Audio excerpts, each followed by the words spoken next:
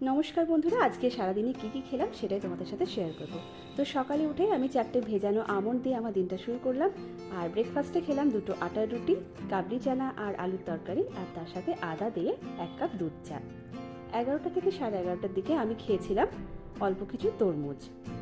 আর লাঞ্চে খেলাম সাদা ভাত, স্যালাডে আমি নিয়েছিলাম শসা আর কিছু পেঁয়াজ, তার সাথে ছিল লাল শাক ভাজা, ঢ্যাঁড়স ভাজা, আম দিয়ে মুসুর ডাল, একটা পাঁচমিশালি তরকারি আর মাছ ভাজা, আর তার সাথে ছিল আমের চাটনি। তো এই দিয়ে আমার লাঞ্চ কমপ্লিট হলো।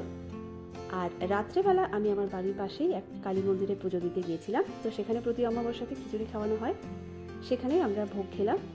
তো সেখানে খেলাম ভোগের খিচুড়ি, কুমড়োর তরকারি, চাটনি, পায়েস, আর শেষ পাতে ছিল মিহিদানা।